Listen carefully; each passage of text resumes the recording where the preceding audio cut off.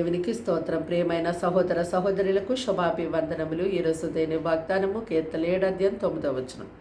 హృదయములను అంతరంద్రియములను పరిశీలించు నీతిగల దేవ. చూడండి, మానవులైతే పై రూపమును మాత్రమే చూస్తారు, కానీ దేవుడైతే హృదయాన్ని, మన అంతరంద్రియాన్ని ఆయన చూస్తూ ఉన్నాడు. అందుకే భక్తుడు ప్రార్థిస్తున్నాడు, హృదయములను అంతరంద్రియములను పరిశీలన చేసే నీతిగల దేవుడు తండ్రి నీవే అని ప్రార్థిస్తూ ఉన్నాడు. మరి పాతాళము, అగాధ కూపం, అడుగు భాగం దేవునికి కనబడుతున్నాయి. అలాగే నరుల హృదయం మరీ తేటగా ఆయనకి కనబడుతున్నాయని ప్రతి ఒక్క నరుడు గుర్తెరిగే వారిగా ఉండాలి.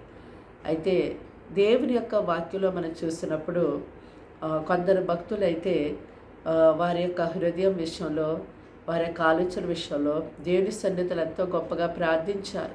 దావీదు అంటున్నాడు, దేవా నీవు నన్ను పరిశీలించి తెలుసుకొని ఉన్నావు కదా అంటూ ఉన్నాడు.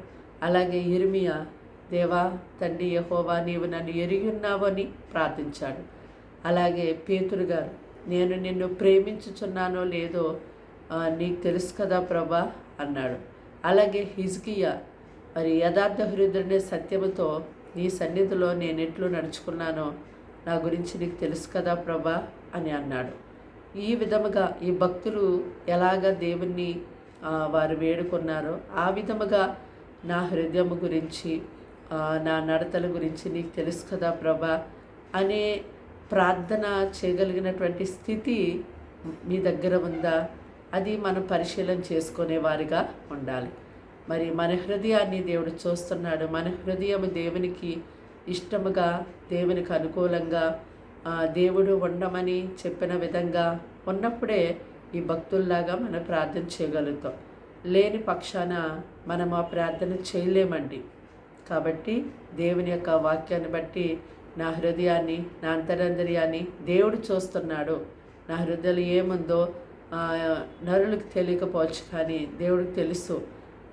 కాబట్టి నేను జాగ్రత్తగా ఉండాలి అని చెప్పి మరి దేవుని బట్టి భయపడి నీ హృదయాన్ని, అన్నిటికంటే ముఖ్యంగా నీ హృదయాన్ని భద్రంగా నువ్వు కాపాడుకున్నట్టయితే నీవు కూడా దేవుని యొక్క సన్నిధిలో ఈ యొక్క భక్తులాగా ప్రార్థన చేయగలుగుతాం. ప్రార్థన, దేవానికి వందనములు, స్తోత్రాలు, స్తుతులు తండ్రి. మాటలు వింటున్నాయి బిడ్డల్ని రక్తంతో కడిగి ముట్టి స్వస్థపరిచి బలపరచండి. వారి ఇంటి వారికి నీ రక్షణ ఇవ్వండి. వారిని, వారి పిల్లల్ని పోషించండి. వారికి ఉన్న శోధనలు తొలగించండి. అనారోగ్య సమస్యలు తీసివేయండి.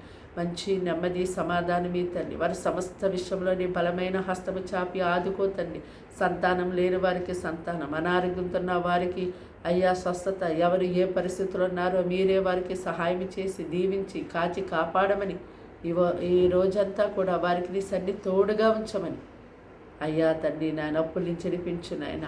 రకరకాల సమస్యలతో నీ ప్రజలు పీడించబడుతున్నారు. ఒక్కసారి వారికి విడుదలిచ్చి ఆశీర్వదించి నీకు మహిమకరంగా వారిని నిలబెట్టమని యేసు నామమున ప్రార్థన సమర్పించడి వేడుకుంటున్నాం తండ్రి.